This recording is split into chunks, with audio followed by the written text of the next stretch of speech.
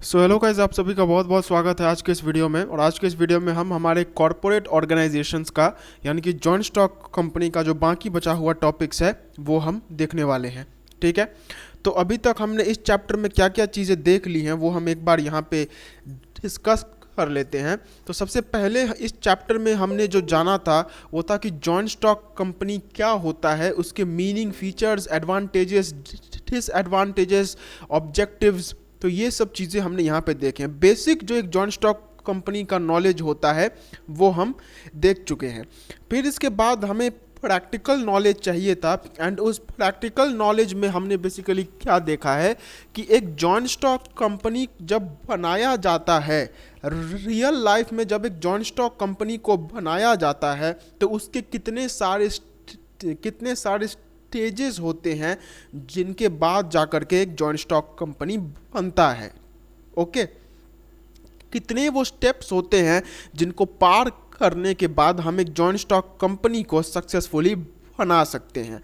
फिर इसके बाद हमने इसमें ये जाना था कि इसमें बेसिकली 4 स्टेज होते हैं। एक होता है प्रमोशन स्टेज, एक होता है इनकॉर्पोरेशन स्टेज, एक होता है हमारा सर्टिफिकेशन स्टेज, एंड इसके बाद जो लास्ट स्टेज होता है वो होता है कमेंसमेंट स्टेज। ठीक है, तो प्रमोशन का मतलब क्या होता है या फिर प्रमोशन स्टेज का मतलब क्या होता है? प्रमोशन स्टेज का मतलब ये होता है कि जब हमारा बिजनेस को हम स्टार्ट करना चाहते हैं, मतलब अभी तक हमने सिर्फ सोचा है कि हम बिजनेस करेंगे, एंड उस सोचने के बाद जब हम जो एकदम से पहले पहले जो तैयारियां की जाती है, यानी कि कौन सा बिजनेस करेंगे, बिजनेस में कितने पैसे खर्च होंगे, ये पैसे कहाँ से आएंगे, और कौन कौन से लोग हैं जो कि इसमें मदद कर सकते हैं, तो इन सब चीज़ों के बारे में सोचना वो प्रमोशन के अंदर में आता है। एंड हमने प्रमोशन को डिटेल्स में जो है वो डिस्कस कर लिया था।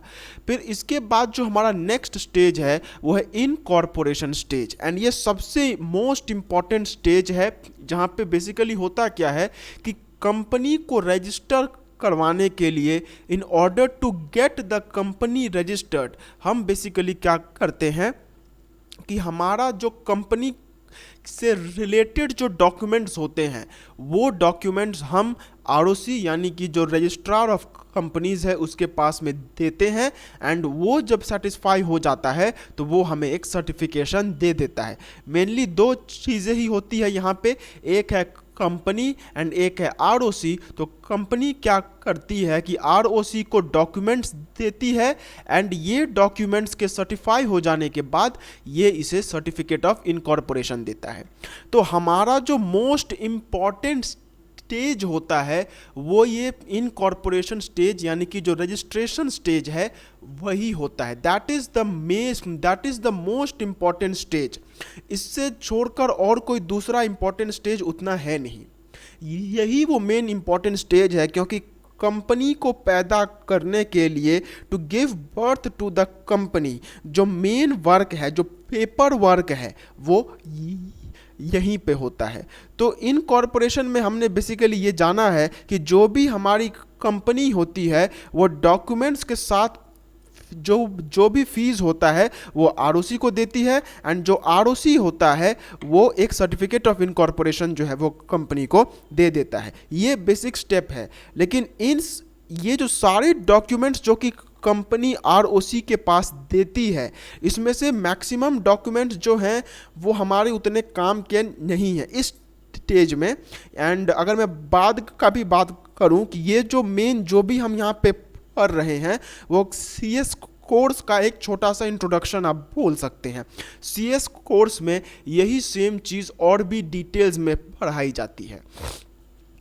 तो मैं अगर तो उस सब पे हमें अभी ध्यान देने की ज़रूरत नहीं है। हमें बेसिकली बस इतना याद रखना है कि इन कॉरपोरेशन के लिए कंपनी जो है वो अलग अलग डॉक्यूमेंट्स आरओसी के पास देती है, एंड उसके बाद उसे जो सर्टिफिकेट है वो मिलता है। लेकिन उन सारे डॉक्यूमेंट्स में 2 डॉक्यूमेंट्स ऐसे होते हैं जो कि सबसे इंपॉर्टेंट होते हैं। These are the most important documents. 2 documents होते हैं जो कि सबसे इंपॉर्टेंट हैं, एंड इसमें से जो सबसे पहला वाला है वो है मेमोरेंडम ऑफ एसोसिएशन एंड जो दूसरा वाला है वो है आर्टिकल ऑफ एसोसिएशन।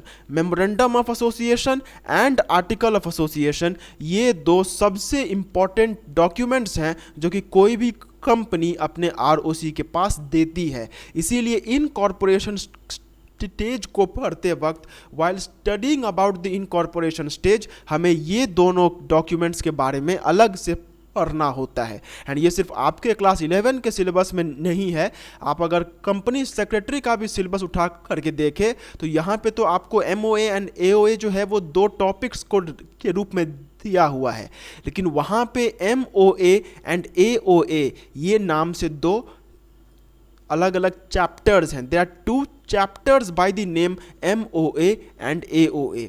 तो MOA एंड AOA जो है वो इतना ज़्यादा इम्पॉर्टेंट है कि इसे हमें अलग से स्टडी करना होता है। ठीक है, तो आइए इसके बारे में जानते हैं।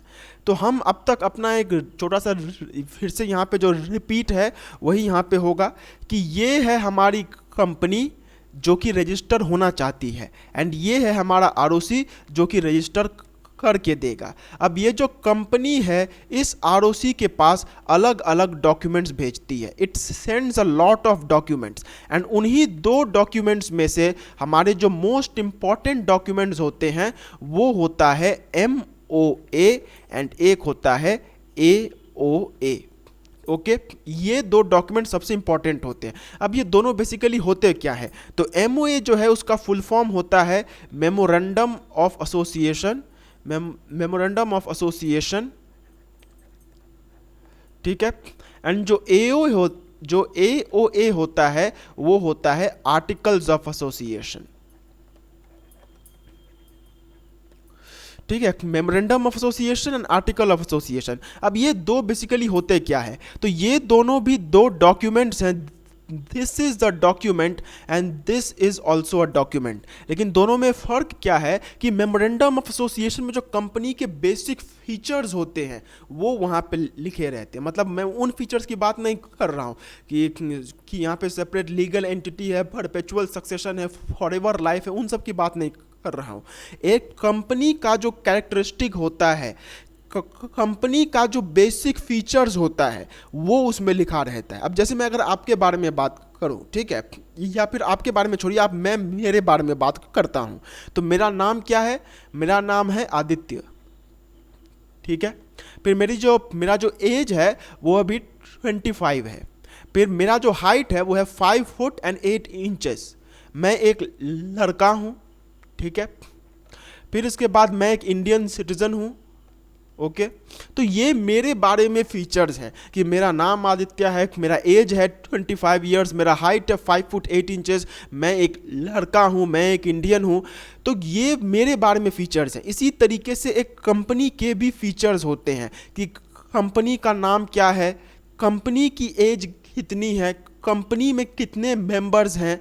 तो ये सब जो होता है ये कंपनी के मेन फीचर्स होते हैं।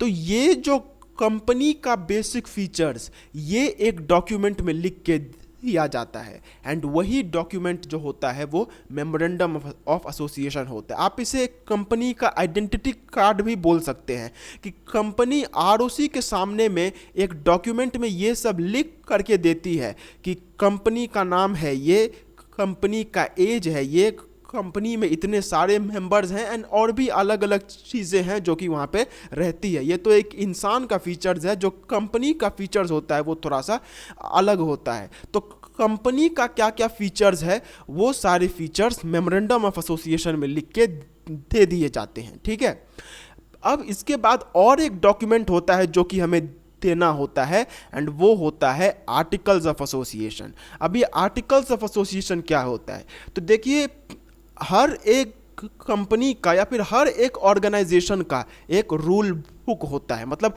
रूल्स के हिसाब से ही सब कुछ गवर्न होता है।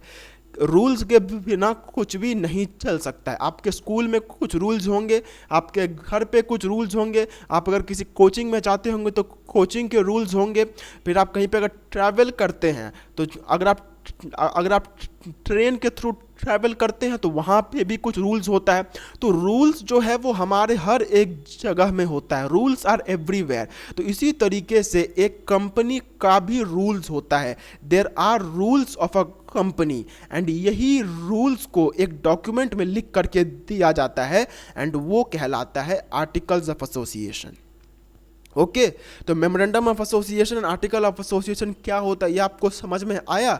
मेमोरेंडम ऑफ एसोसिएशन होता है कि कंपनी के जो बेसिक फीचर्स हैं जो कि कभी भी चेंज नहीं होने वाले हैं, they are not going to change, वो मेमोरेंडम ऑफ एसोसिएशन में लिख करके दे दिए जाते हैं। एंड कंपनी किन रूल्स के थ्रू गवर्न होगा वो सब आर्टिकल्स ऑफ एसोसिएशन में लिख करके दे दिए जाते हैं। तो ये दो सबसे इंपॉर्टेंट डॉक्यूमेंट्स होते हैं जो कि आपको देना होता है, ठीक है। बाकी डॉक्यूमेंट्स तो देने होते ही हैं लेकिन ये दोनों जो है वो सबसे इंपॉर्टेंट होता है, ठीक है। तो हमें बेसिकली यहाँ पे क्या पढ़ना है कि मेमोरेंडम ऑफ एसोसिएशन का मीनिंग क्या है, what is the meaning of memorandum of association and what are the contents of memorandum of association. मैंने तो अब तक बोल दिया कि इसमें कंपनी का नाम, कंपनी का एज, ये सब लिखा रहता है, लेकिन लॉ के हिसाब से उसमें क्या क्या लिखा होना चाहिए, उसका फॉर्मेट क्या होना चाहिए वो हमें देखना है। सेम चीज़ हमें आर्टिकल ऑफ एसोसिएशन के हिसाब से भी देखना है कि आर्टिकल ऑफ एसोसिएशन का मीनिंग क्या है, फिर आर्टिकल ऑफ एसोसिएशन का कंटेंट्स क्या है, ये हमें दोनों का सेपरेटली देखना है। एंड फिर हमें लास्ट में देखना है कि memorandum of association and article of association, इन दोनों के बीच में क्या क्या डिफरेंसेस हैं, what are the differences between memorandum of association and article of association. तो ये दोनों जो डिफरेंसेस हैं वो भी हमें यहाँ पे देखने हैं। तो बेसिक नॉलेज तो हमारा हो चुका है, लेकिन आइए अब इसे और एक्सपर्ट नॉलेज के हिसाब से लेते हैं।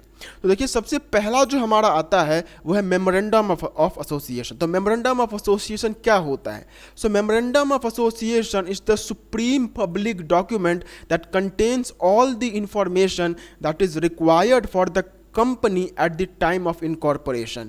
It can also be said that a company cannot be incorporated without a memorandum. At the time of registration of the company, it needs to be registered with the ROC. It contains the objects, powers, scope of the company beyond which a company is not allowed to work, that is, limits the range of activities of the company. Any person who deals with the company, like shareholders, creditors, investors, etc., is presumed to have read the company, that is, they must know the company's objects and areas of operation. The memorandum is also known as the charter of document.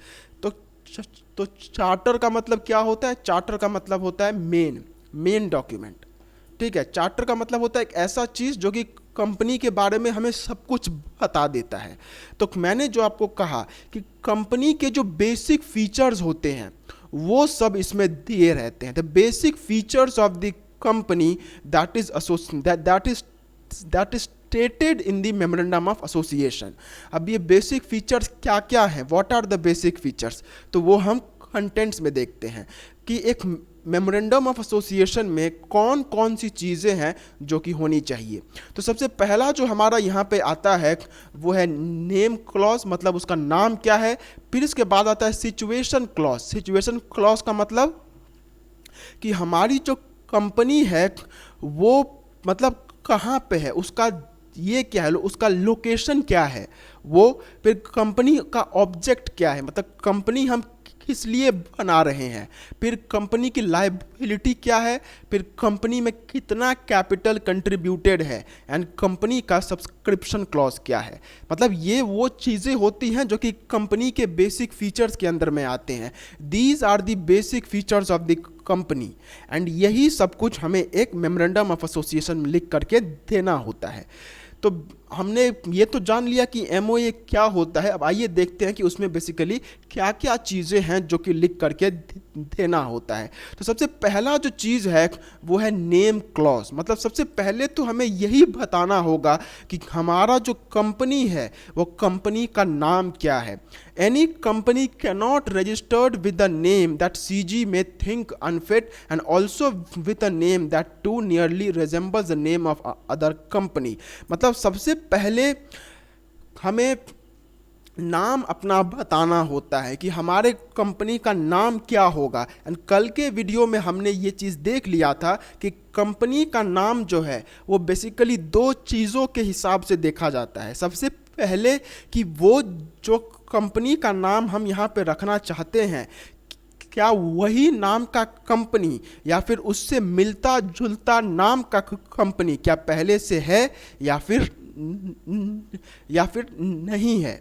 ठीक है, मतलब मैं यहाँ पे क्या बताना चाहता हूँ कि हमें अपना नाम तो मेमोरेंडम ऑफ एसोसिएशन में पहले ही लिख देना है, लेकिन हमें ये भी लेकिन नाम से पहले हमें ये भी देखना होता है कि ये जो नाम है ये क्या ये अलाउड भी है कि नहीं है। हमें ये देखना होता है कि कहीं इसी नाम का पहले से कोई कंपनी है कि नहीं, या फिर ये जो नाम मैं रखना चाहता हूँ वो क्या अलाउड भी है कि नहीं है। ठीक है, अब जैसे मैं अगर यहाँ पे बात करूँ तो आपने बिसलेरी के बारे में तो सुना ही होगा।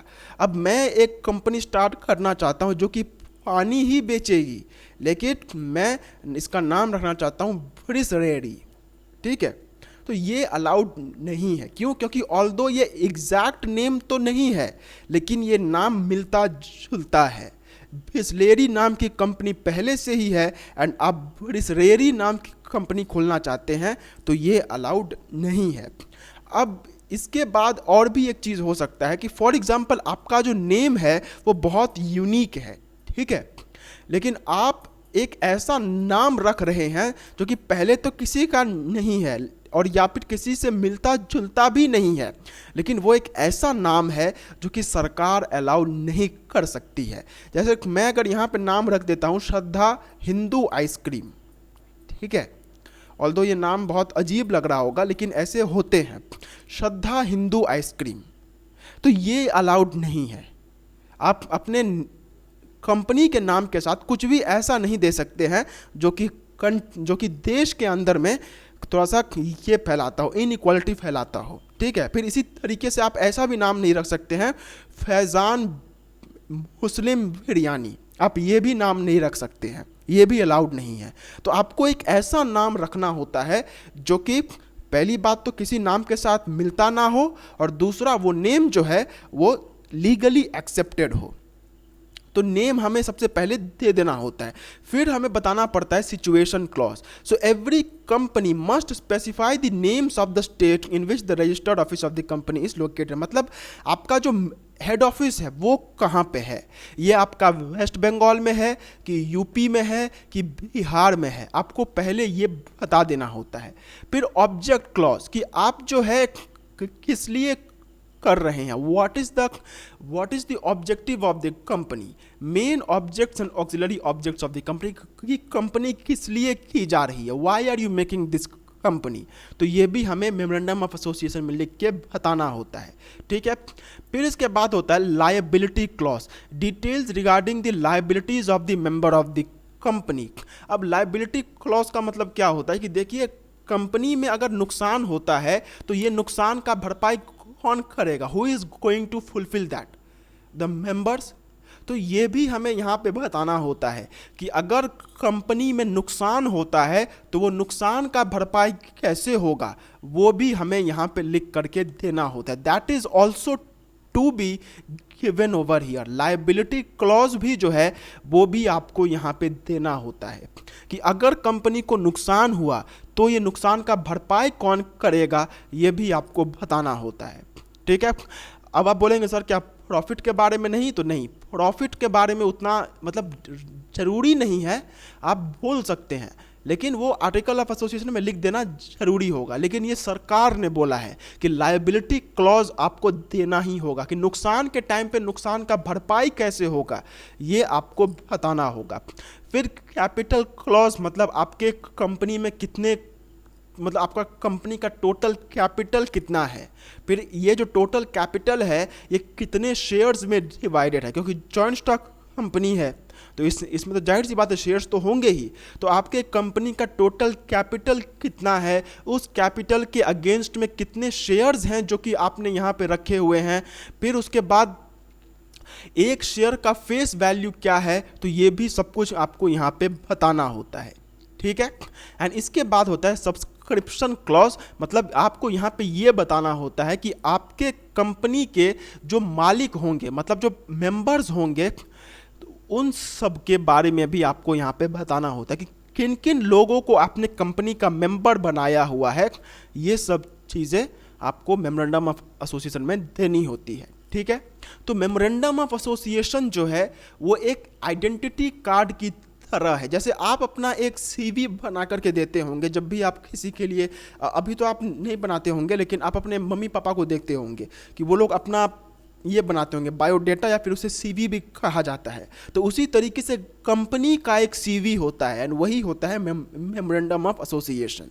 उसमें बेसिकली यही लिखा रहता है कि कंपनी का नाम क्या है, कंपनी कहाँ पे लोकेटेड है, कंपनी क्यों बनाया गया है, कंपनी में अगर नुकसान होगा तो कैसे उसका भरपाई होगा, कंपनी का टोटल कैपिटल क्या है, कंपनी में कौन कौन से लोगों हैं, कौन कौन से वो लोग हैं जिन्होंने कंपनी में सब्सक्राइब किया हुआ है। तो ये सारी चीज़ें आपको मेमोरेंडम ऑफ एसोसिएशन में बतानी होती है, ठीक है।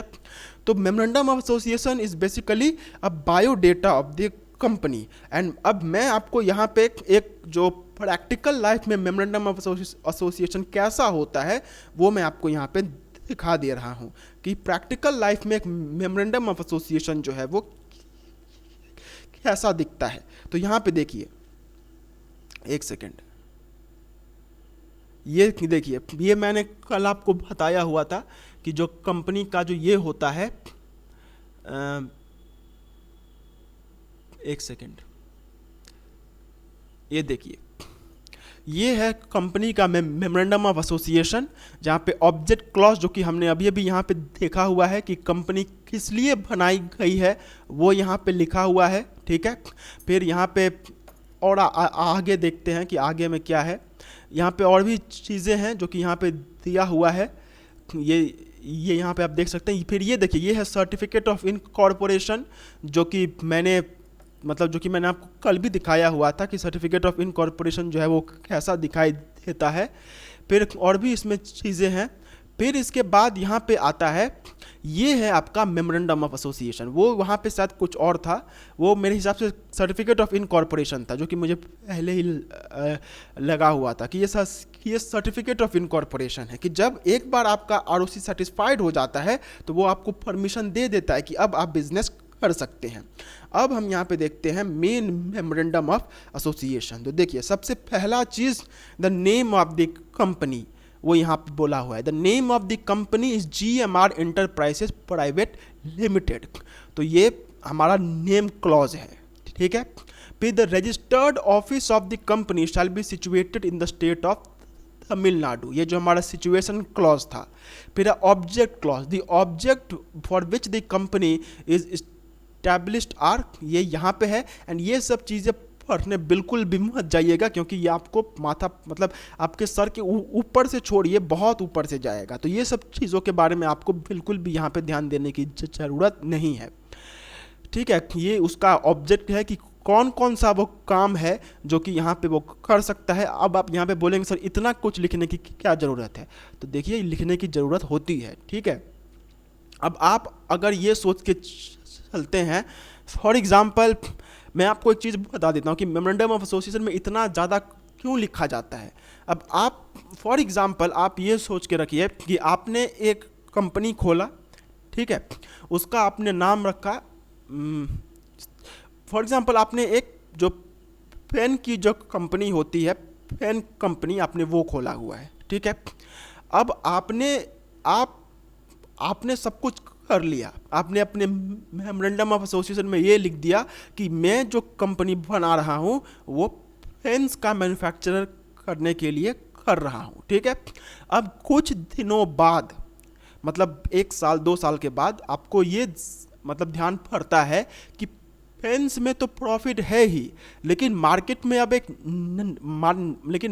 अब जो ये होता है, जो फॉर एग्जांपल जो शार्पनर्स हैं या फिर जो और स्टेशनरी के चीज़ें हैं, मैं उनको भी बनाना चाहता हूँ, ठीक है। आपने वो बोल दिया, मतलब आपने ये सोचा कि अब तक तो मैं यहाँ पे पेन्स का मैन्युफैक्चरिंग कर रहा हूँ, लेकिन अब मेरा ये मन है कि मैं अब और भी चीज़ों को बनाऊँ, मैं शार्पनर बनाऊँ, मैं पेंसिल बनाऊँ, मैं वो करूँ।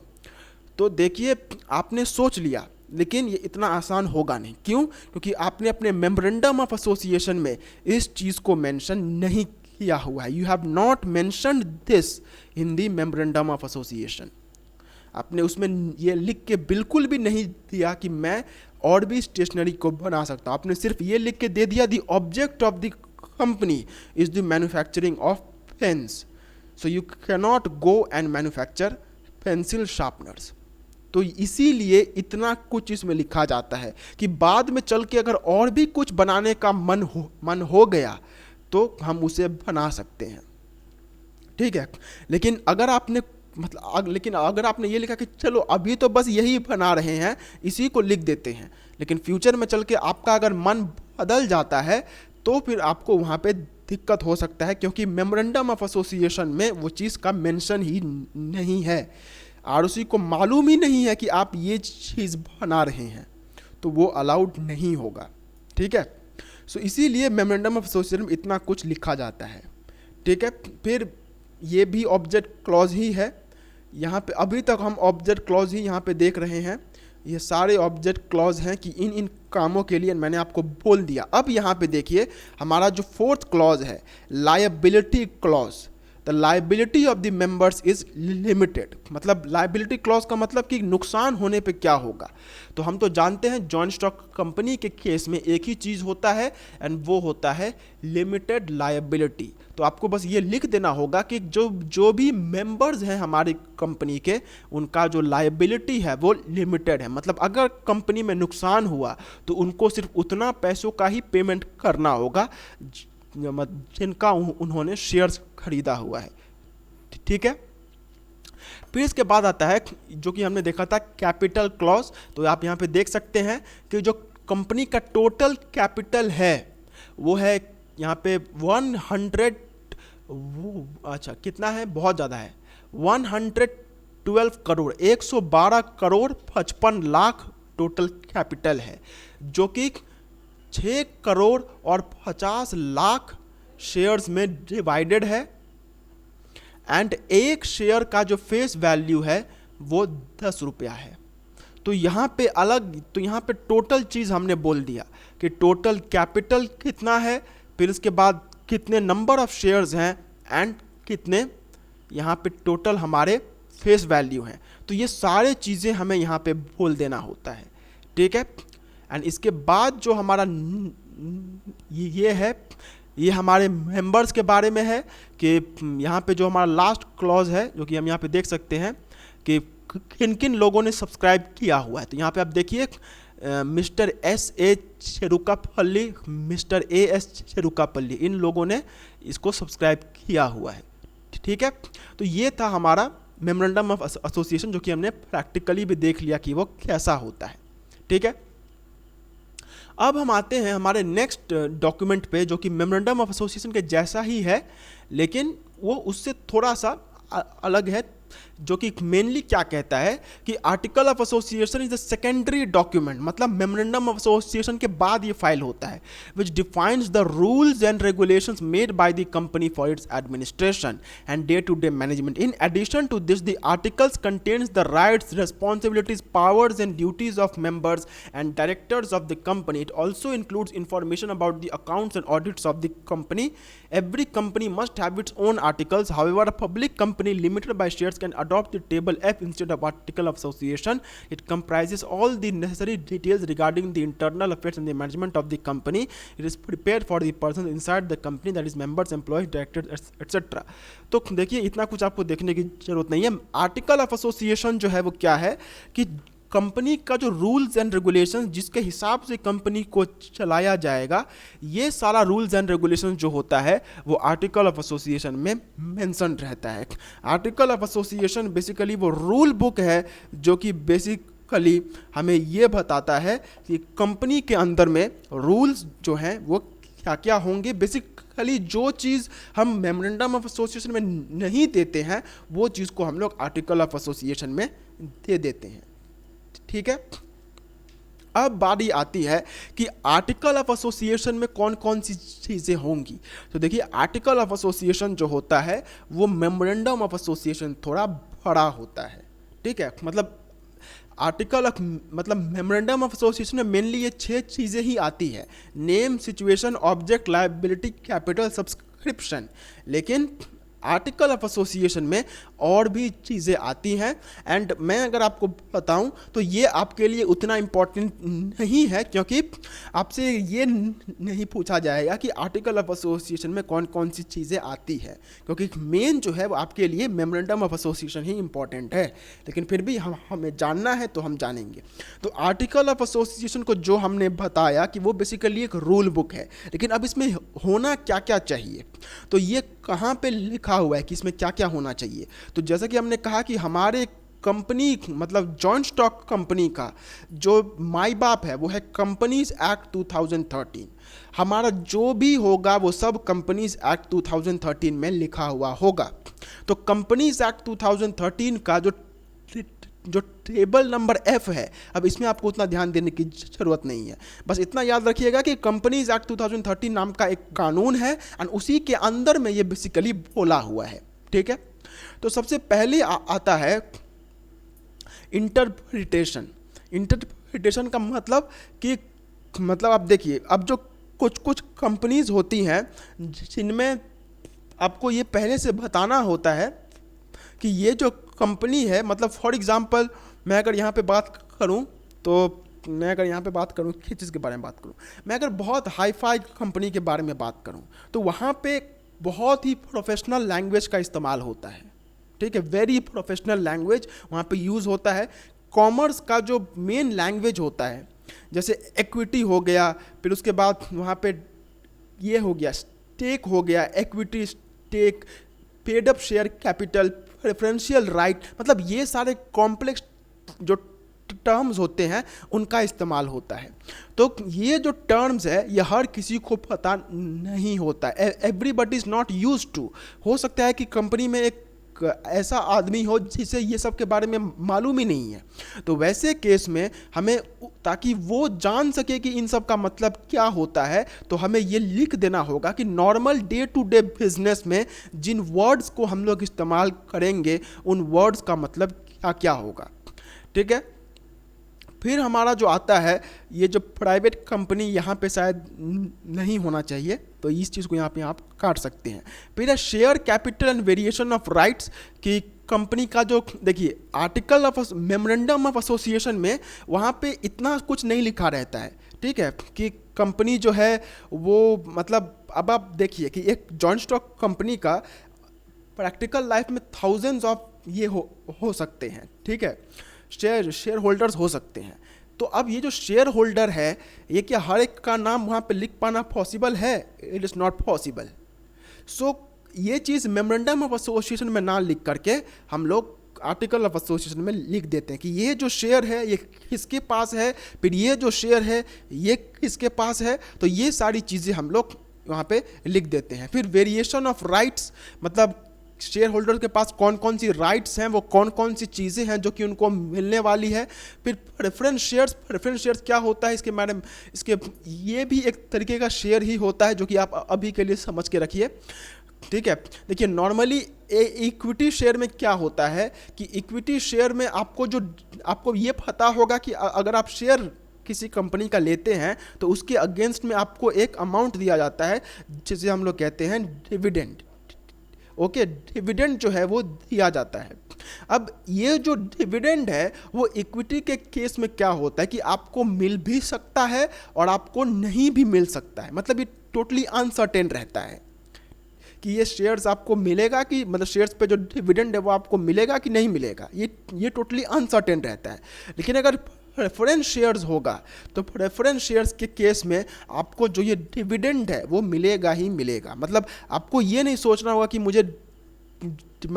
मैंने शेयर तो खरीद लिया लेकिन मुझे डिविडेंड मिलता है कि नहीं मिलता है। ठीक है, तो इक्विटी के केस में डिविडेंड जो है वो अनसर्टेन रहता है, लेकिन प्रेफरेंस के केस में जो डिविडेंड है वो मतलब मिलेगा ही मिलेगा। ठीक है, तो प्रेफरेंस शेयर्स कंपनी में है कि नहीं वो भी आपको यहाँ पे बता देना होता है। फिर ऑल्टरेशन टू मेमोरेंडम, मतलब अब आप देखिए आजकल के शेयर मार्केट में मतलब अगर आज मेरे पास शेयर है तो 2-3 दिन बाद वो शेयर किसी और के पास हो सकता है, तो उसमें मेरे को यहाँ पे करेक्शन करना होगा कि ये जो शेयर है ये आज इसके पास था, कल उसके पास है। तो अगर मुझे इसमें कुछ चेंजेस करने हैं, मतलब मुझे अगर रूल्स एंड रेगुलेशन में कुछ चेंजेस लाने, मतलब मुझे कुछ भी ऐसा करना है जिसकी वजह से आर्टिकल ऑफ एसोसिएशन में कुछ भी करने की आर्टिकल ऑफ एसोसिएशन में अगर कुछ भी चेंजेस करने की ज़रूरत होती है तो वो कैसे होगा, वो भी हमें यहाँ पे बता देना होता है। फिर आता है कंट्रोल ऑफ शेयर्स, कि शेयर्स का कंट्रोल किसके पास है, मतलब मैक्सिमम बाहर के लोगों के पास है कि अंदर के लोगों के पास है। ठीक है, तो ये सब अलग अलग चीज़ें हैं। फिर शेयर्स हेल्ड जॉइंटली, मतलब क्या ऐसा तो नहीं है कि एक शेयर को 2-3 लोगों ने मिल करके ओन किया हुआ है। फिर इंक्रीज ऑफ कैपिटल, अगर कैपिटल इंक्रीज होता है। फिर लियन ऑन शेयर्स, तो देखिए ये सब चीज़ों के बारे में मैं अगर आपको बताने जाऊंगा तो आपको उतना कुछ मतलब समझ में नहीं आएगा, ये बस मैंने आपके नॉलेज के लिए यहाँ पे दे दिया हुआ है। Contents of article of association में आपको बस इतना याद रखना है कि एक कंपनी से जुड़ा हुआ जो भी इंफॉर्मेशन होता है, what ever important information is required for the company, वो सब आर्टिकल ऑफ एसोसिएशन में स्टेटेड रहता है। अब मैं इसका भी आपको एक प्रैक्टिकल वर्जन यहाँ पे दिखा देता हूँ, जो कि है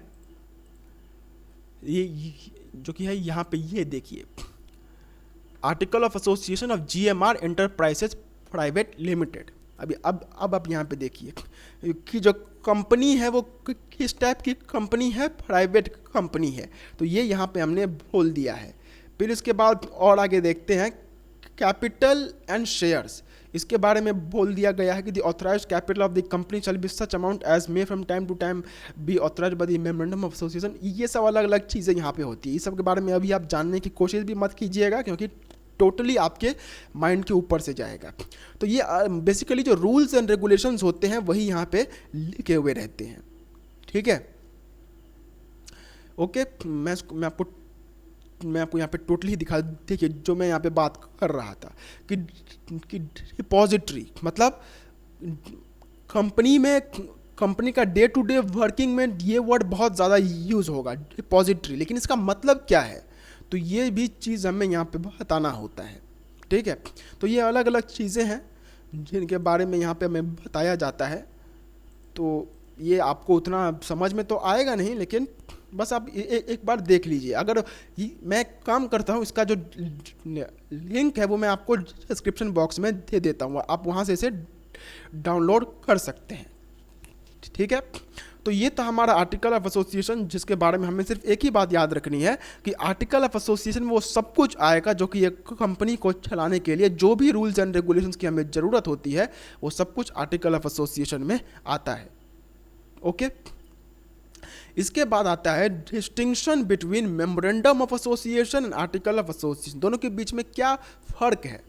तो बेसिकली तो हम समझ ही चुके हैं कि मेमोरेंडम ऑफ एसोसिएशन जो है वो एक आइडेंटिटी कार्ड है, that is basically a CV of the company, and article of association is a rule book of the company.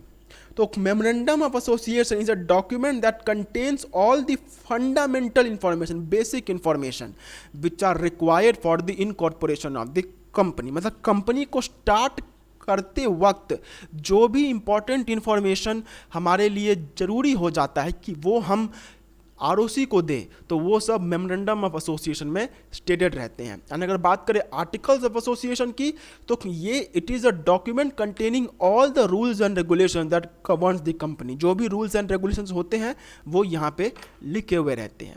फिर मेमोरेंडम ऑफ एसोसिएशन में कैसा इन्फॉर्मेशन रहता है, तो इसमें बेसिक इन्फॉर्मेशन ही रहता है कि कंपनी कैसी है, कंपनी का ऑब्जेक्ट क्या है, तो ये सारी इन्फॉर्मेशन मेमोरेंडम ऑफ एसोसिएशन में रहते हैं। एंड अगर आर्टिकल ऑफ एसोसिएशन के बारे में बात करें तो रूल्स।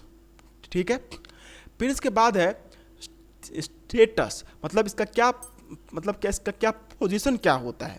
तो देखिए मेमोरेंडम ऑफ एसोसिएशन जो है it is subordinate to the companies act, मतलब आपके कंपनी में सबसे ज़्यादा इम्पॉर्टेंट जो सबसे ऊपर में रहता है वो है कंपनीज एक्ट 2013। फिर इसके बाद जो आपके लिए सबसे इंपॉर्टेंट डॉक्यूमेंट होगा वो होगा मेमोरेंडम ऑफ एसोसिएशन, एंड इसके बाद होगा आर्टिकल ऑफ एसोसिएशन। तो जो मेमोरेंडम ऑफ एसोसिएशन है वो आर्टिकल ऑफ एसोसिएशन के ऊपर में है, लेकिन कंपनीज एक्ट के नीचे में है। मतलब यहाँ पे बेसिकली इंपॉर्टेंस के बारे में बोला जा रहा है कि एक कंपनी के लिए जो सबसे मोस्ट इंपॉर्टेंट डॉक्यूमेंट है वो है कंपनीज एक्ट, एंड उसके बाद है MOA. So MOA is subordinate to the companies act. And अगर बात करें आर्टिकल ऑफ एसोसिएशन की तो it is subordinate to the memorandum. मतलब मेमोरेंडम के बाद जो सबसे इंपॉर्टेंट डॉक्यूमेंट होगा वो होगा आर्टिकल। फिर अगर रेट्रोस्पेक्टिव इफेक्ट के बारे में बात करें तो memorandum of the association and memorandum of association of the company cannot be amended retrospectively and the article of association can be amended retrospectively। अब ये retrospectively का मतलब क्या होता है? तो retrospectively का मतलब होता है कि एक में चेंजेस तो हम लोग ला सकते हैं लेकिन दूसरे में उसको लाने की बिल्कुल भी जरूरत नहीं है। यही होता है रेट्रोस्पेक्टिवली कि मैं अगर बात करूं तो हमारे पास दो डॉक्यूमेंट्स हैं एंड हमें दोनों में चेंजेस लाने हैं, तो एक में चेंज लाना एंड दूसरे को वैसे ही छोड़ देना, यही होता है रेट्रोस्पेक्टिव। ठीक है, बस एक ही में चेंजेस होगा। तो अगर रेट्रोस्पेक्टिव इफेक्ट के बारे में बात करें तो जो चेंजेस हैं वो memorandum of association and article of association दोनों में हो सकते हैं, लेकिन ऐसा कभी नहीं हो सकता है कि मेमोरेंडम ऑफ एसोसिएशन को हम लोग अगर चेंज करते हैं तो आर्टिकल ऑफ एसोसिएशन को चेंज ना करें। दोनों इक्वली चेंज होंगे। मतलब जब भी मेमोरेंडम में चेंजेस लाए जाएंगे तो उसी टाइम पे आर्टिकल्स में भी जो चेंज है वो ऑटोमेटिकली आ जाएगा। क्यों? क्योंकि हमने क्या बोला कि मेमोरेंडम ऑफ एसोसिएशन में what is stated in the memorandum of association, company का फॉर एग्जांपल कंपनी का नाम है। ठीक है, तो मेमोरेंडम ऑफ एसोसिएशन में जो कंपनी का नाम है वही नाम तो आर्टिकल ऑफ एसोसिएशन में भी है। तो अगर कंपनी का नाम चेंज हो जाता है तो क्या सिर्फ मेमोरेंडम में ही चेंज करना होगा कि आर्टिकल में भी चेंज करना होगा? तो इसका आंसर है आर्टिकल में भी चेंज करना होगा। तो ये है कि मेमोरेंडम में अगर चेंज आता है तो आर्टिकल में चेंज आएगा ही आएगा, लेकिन आर्टिकल में अगर चेंज आता है तो उस केस में जरूरी ये बिल्कुल भी नहीं है कि मेमोरेंडम में भी चेंज आएगा। मतलब वाइस वर्सा पॉसिबल नहीं है। एक में अगर चेंज आएगा तो दूसरे में तो आएगा, लेकिन दूसरे में अगर आएगा तो दोनों में पहले वाले में लाना जरूरी नहीं है। अब इसका मैं एग्जांपल देके बोलता हूँ। आर्टिकल ऑफ एसोसिएशन में क्या रहता है, फॉर एग्जांपल वहाँ पे आपने लिख दिया कि हम जो है कंपनी की सिक्योरिटी के लिए हमने for example Asha securities limited इस कंपनी से हमने एक कॉन्ट्रैक्ट किया है ताकि हमारे कंपनी में सिक्योरिटी गार्ड जो है वो रहे। ठीक है, ये आर्टिकल ऑफ एसोसिएशन में लिखा हुआ था, लेकिन क्या इससे मिलता जुलता कुछ भी हमारे मेमोरेंडम में लिखा होता है? तो इसका आंसर है नहीं। मेमोरेंडम में बस बेसिक इंफॉर्मेशन रहता है।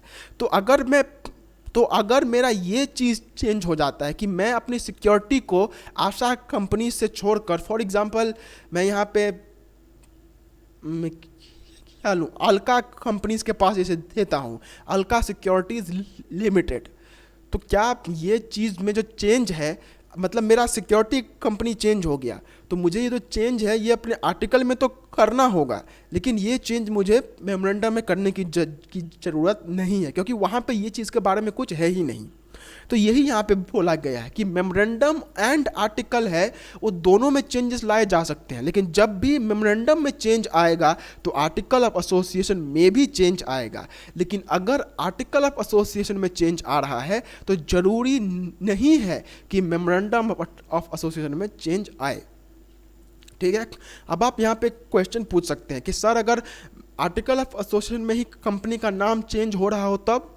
तो इसका आंसर है कि देखिए कंपनी का नाम जो है वो कभी भी आर्टिकल ऑफ एसोसिएशन में चेंज नहीं हो सकता है। कंपनी का जो नाम है that is a basic information and ये बेसिक इन्फॉर्मेशन हमेशा ही मेमोरेंडम में ही रहेगा। अगर आपको नेम चेंज करना है तो आप ये नहीं बोल सकते हैं कि आप आर्टिकल में ही सिर्फ चेंज कर देंगे, नहीं। आर्टिकल के पास ये पावर ही नहीं है कि अगर नाम चेंज हो रहा है तो आर्टिकल में ही सिर्फ चेंज करना हो, नहीं। ये पावर सिर्फ मेमोरेंडम वालों को ही है। ठीक है, फिर अब मेमोरेंडम मस्ट कंटेन 6 क्लॉज, उसमें 6 क्लॉजेस रहते ही हैं, लेकिन the articles can be drafted as per the choice of the company. मतलब मैंने जो आपको दिखाया कि एक आर्टिकल में जो कंटेंट रहता है वो बस एग्जाम्पल है कि ये चीज़ें हो सकती हैं, लेकिन उसमें क्या होना है क्या नहीं होना है ये टोटली कंपनी के ऊपर में डिपेंड करता है। ठीक है। फिर है obligatory of a company, yes for all companies, जितने भी कंपनीज हैं हर किसी में मेमोरेंडम ऑफ एसोसिएशन जो है वो ऑब्लिगेटरी है, वो कंपलसरी है। बिना मेमोरेंडम ऑफ एसोसिएशन के आपका कंपनी चल ही नहीं सकता है। ठीक है।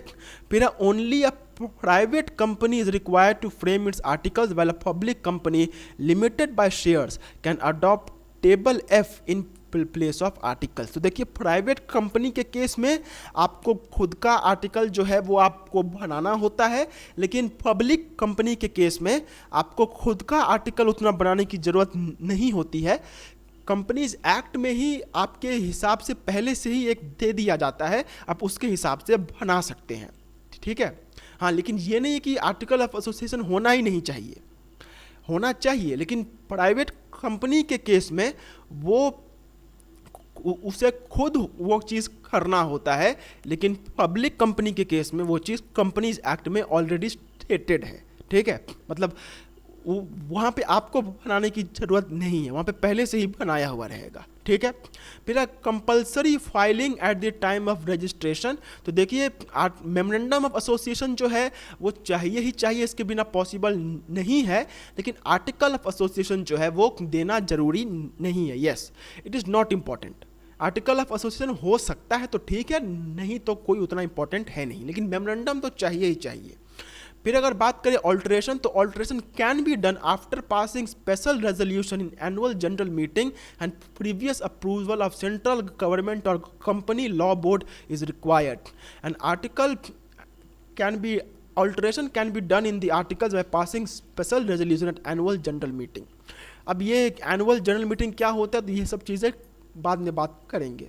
आपको बस इतना याद रखना है कि अगर मुझे मेमोरेंडम में चेंजेस लाने हैं तो कंपनी के जो लोग हैं उनका तो उसमें सहमति होना ही चाहिए, लेकिन उसके साथ साथ आपका जो सरकार होता है उसका भी सहमति उसमें होना चाहिए।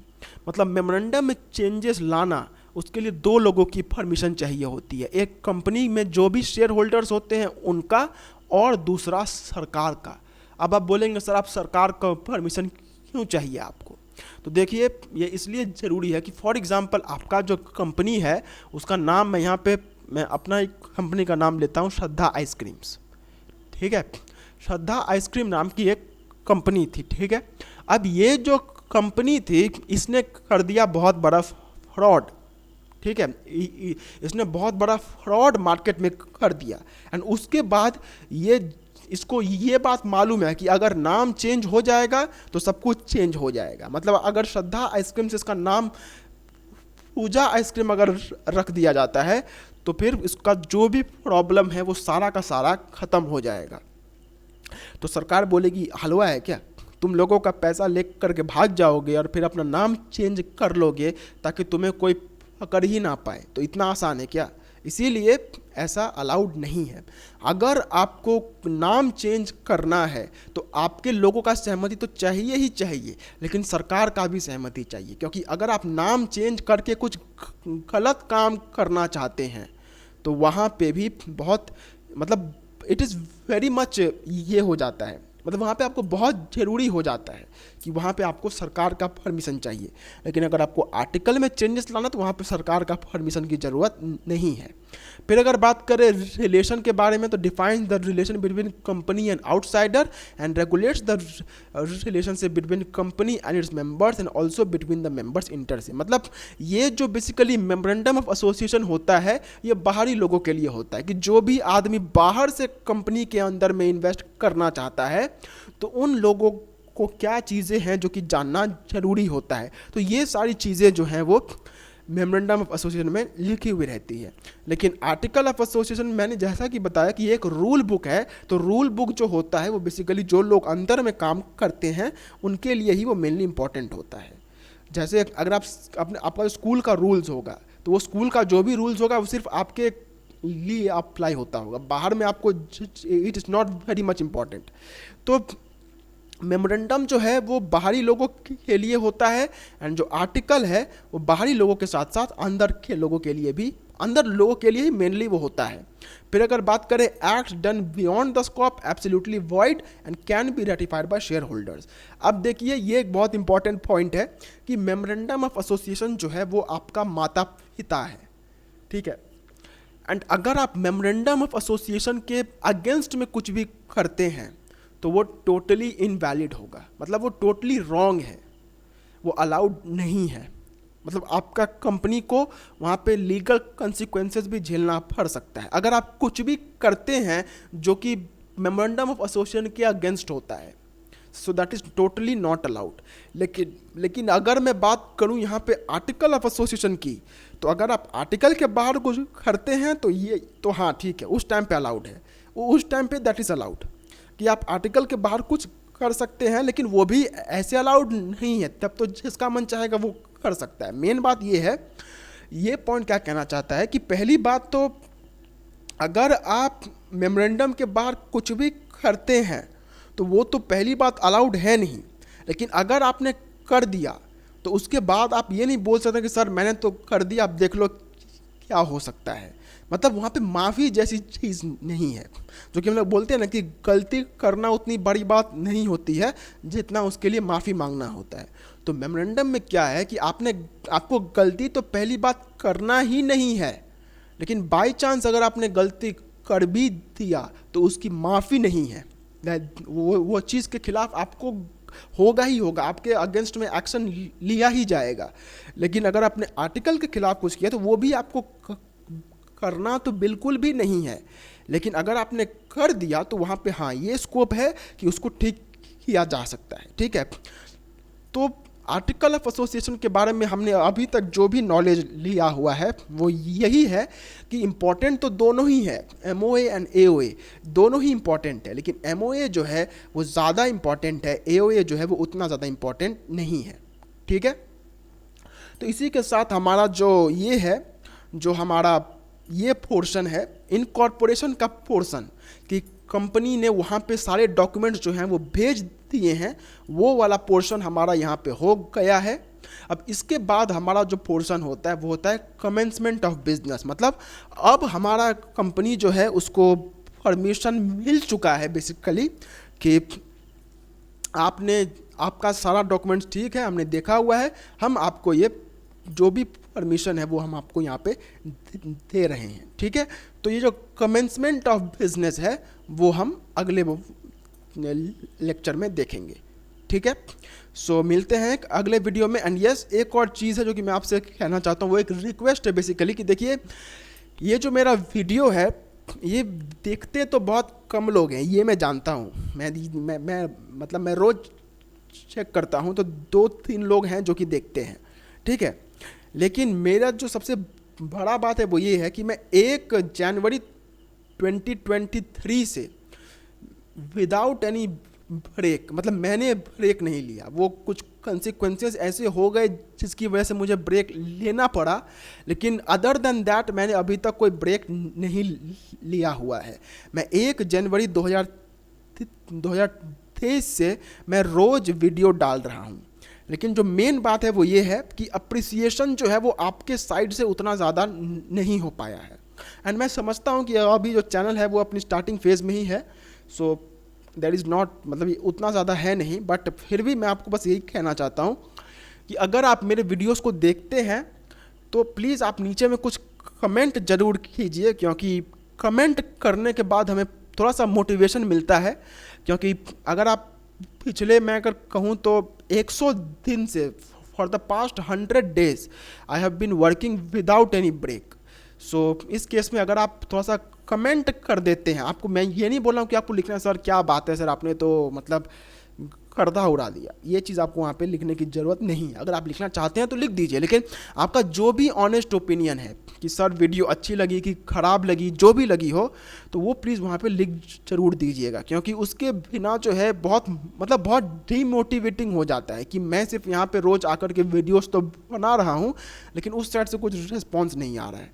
सो यही मुझे कहना था कि आप भी थोड़ा सा रिस्पॉन्स दिखाइए, चाहे वो नेगेटिव ही क्यों ना हो, but please show some response, ठीक है। सो इसके बाद आप खुद समझदार हैं, सो मैं कुछ और कहूँगा नहीं। मिलते हैं एक अगले वीडियो में।